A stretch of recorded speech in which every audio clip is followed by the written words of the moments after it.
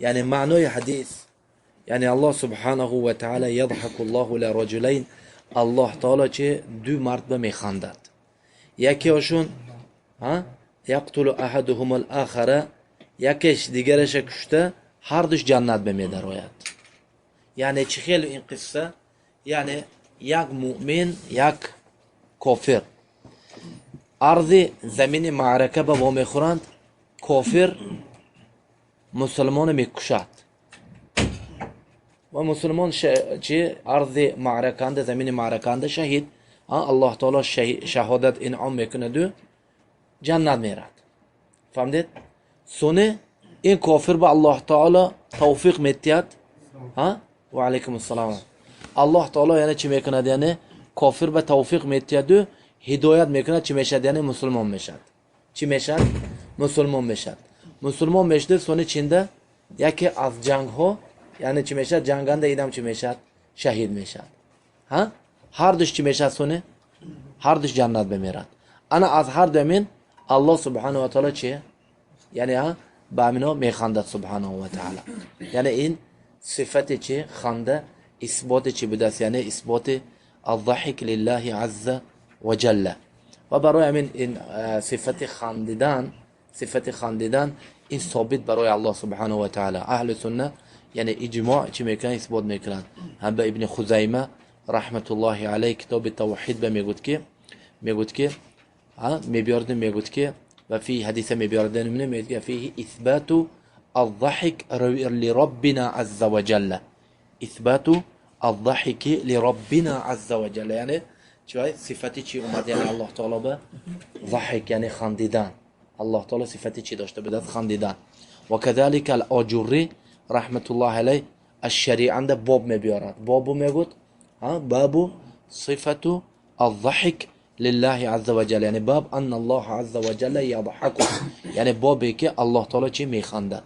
و كذلك حدیث یعنی ابو عبید القاسم ابن سلام رحمت الله علیه به وقتی که گفتن که من حدیث های چیکار میکنیم، یعنی حدیثی که من دیگه یعنی چی حدیث، یعنی بدو روایت اومده که عجب ربنا و ضحك ربنا من رجل، همین هیچ گفت که هذه الاحاديث نثبتها وهي رواه ثقات عن ثقات امثالهم. یعنی این حدیث های صحیح همیشه که چی اومده که صفت های یعنی روی صفت خندیدن اومده که برای الله تعالی، این ما چی اثبات میکنیم برای که حدیث های چی ثقه ها چیکار کردگیان؟ روایت کردگیان. فهمیدید؟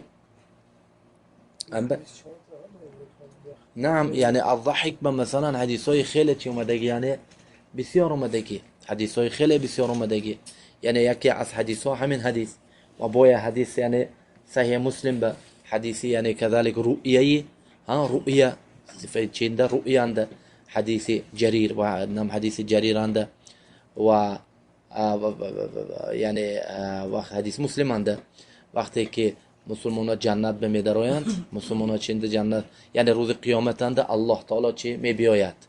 الله سبحانه و تعالی وقتی که میبیاید خودش نشون میتید و هو یضحک و الله تعالی چی خندیده ایستاده است. یعنی و كذلك حدیث یعنی مسلمان ده آخرین آدمی که از جهنم میبرد، یعنی قصهش یعنی طویل، یعنی میبراید سون درخت میبیند، سون دویم درخت میبیند، سون دروازه جنت میبیند، سون جنت به میدراید.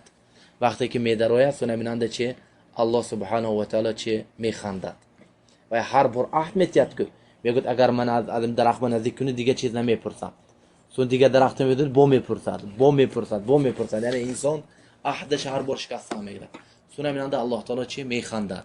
این انسان میگوید که اتسخروا و فی روایت اتستهزئوا بی و انت رب العالمین، گوید الله تعالی میگه لا، میگوید انا لا استهزئ ولکنی على ما اشاء قدیر. میگوید که تو چخیل میگوید یا الله تو رب العالمین ابول من مسخره میکنی؟ گفتگینده الله تعالی گفت که نه، گفت من تو مسخره نمیکنم، لیکن من چیم هر چیزی که میخواهم چی هستم؟ قدیر هستم. یعنی توانای قدیر چی هستم؟ قادر هستم.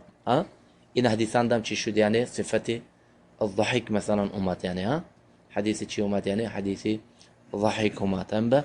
یعنی حدیث ضحك یعنی خندیدن ثابت برای الله سبحانه و تعالی.